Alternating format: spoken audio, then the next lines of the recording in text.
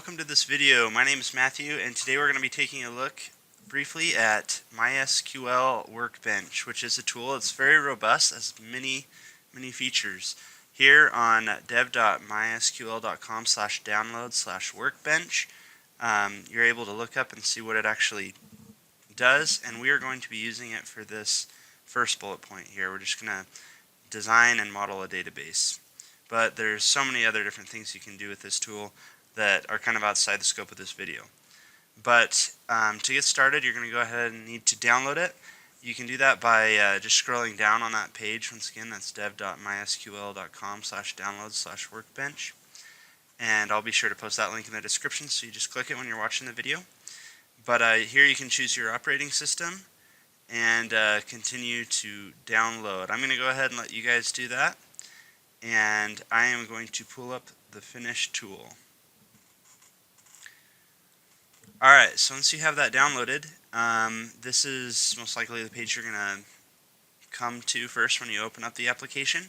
It's just going to be a welcome page.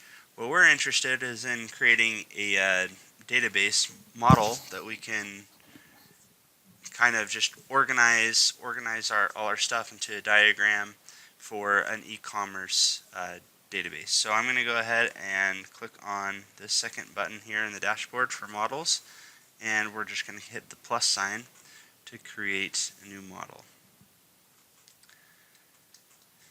And from here, just going to add a diagram, and it's going to drop us into a workbench area where we're able to add tables and relationships, everything that we want to be able to model our database.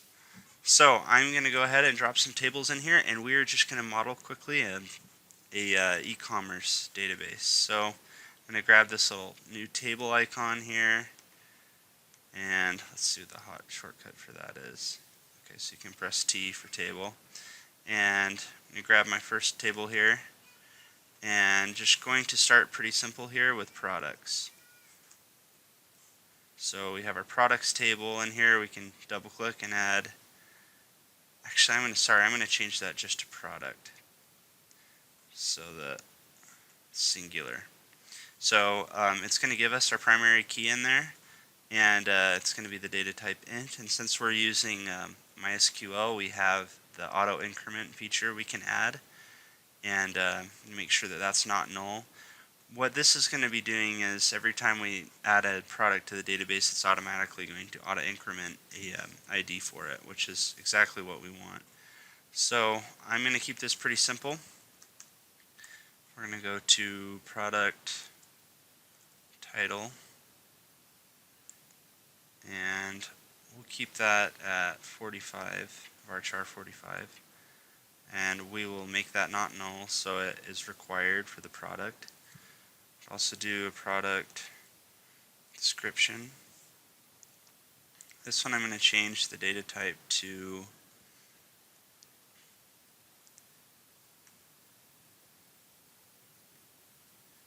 medium text. You can go ahead and look up all these different data types, how much they can actually store, but I'm not 100% as to how much they actually do store. But if you're familiar with these data types or you've seen them before, if not, you can just Google them. I use medium text because I'm pretty sure it's a couple thousand characters at least, and that's what we need. Because most likely this product description is going to have not just text in it, it's also going to have embedded, or what's the HTML in it that has been parsed and changed, because we're going to be wanting to format our description on our web page. Make sure that the description has things like lists and bolding and headings and so forth. We want to provide that functionality to the user, so we're going to use medium text. And I'm going to go ahead and make that so it will possibly be null there. That's alright. And now we can get into stuff like product count, and we'll just use an int for this. Basically, maybe I should do, instead of product count, we'll do product stock. So just knowing how much we have in there will make that required. And then maybe we have a product. I'm just going to do number and make that an int as well. Required. So there's a lot of other things that we could go ahead and put in here for a product, but I think this is just a good start for our product. So I am going to leave that be for now, and we're going to move on to our next table. And this one's going to be a category. So our products are going to need categories, and like before, we want to make sure that we have an ID for all of them. And each category needs to have a title or a name, and we'll leave it at 45. And that's going to be it for the categories. Now we need to establish a relationship between these. And basically, we're going to have one-to-many relationship here. So a product can only have one category, but categories can have multiple products. So I'm going to go ahead and click on product first and then category, and that establishes our one-to-many relationship. If you're unfamiliar with an ERD diagram, that's what these little tools here are for. They just establish relationships. Basically, we have our table here, and we're adding in this foreign key by adding in this relationship. And what this says in a nutshell is that these three little lines, there are many different kinds of products that can go into a single category, but every product can only have one category. So that's pretty much per whatever you're selling. So I just realized we should probably put a product price in here. I'm sorry about that.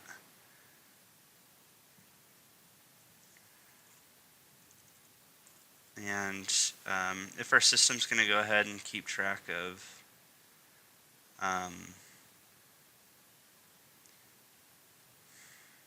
for money,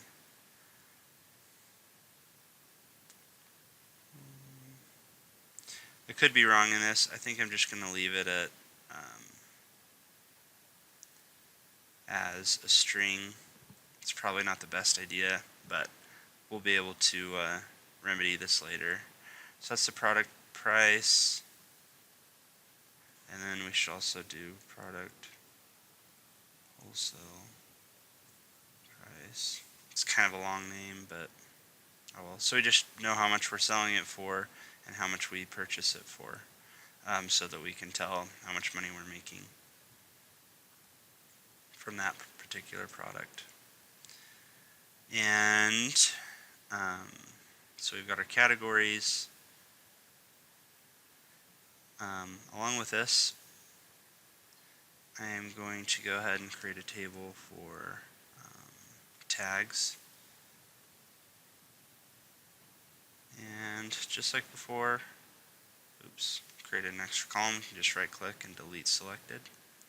Make sure it's auto incrementing. Tag has a title.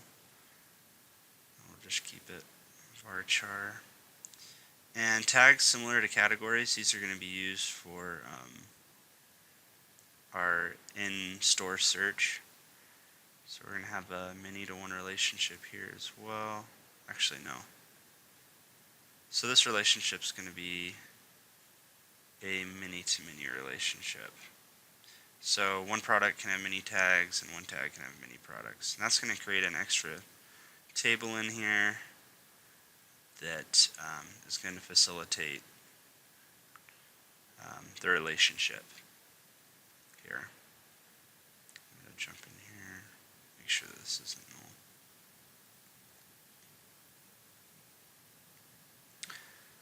Alright, I think that's going to be it for our video today, but as you can see, it's just really easy to outline database relationships and add in tables as well, and the relationships between those tables. In a future video, I'm going to keep working on this project so that we can see it through and actually test it and hopefully eventually implement it in an actual web application. But this is just meant to get your feet wet with the Mysql Workbench as far as diagramming goes and how useful it can be. I use this quite frequently. And please check out other videos on the channel. If you like this video, consider actually liking it and subscribing to the channel. In the future, like I said, we're going to continue to work on this project. If you'd like a place to get frequent updates, there is a Facebook page that you can access. It's just Blue Rim Design on Facebook. You can search it on Facebook and you'll be able to find it. Please consider following that page so you can get updates. And thank you so much for watching, and we'll see you in the next video.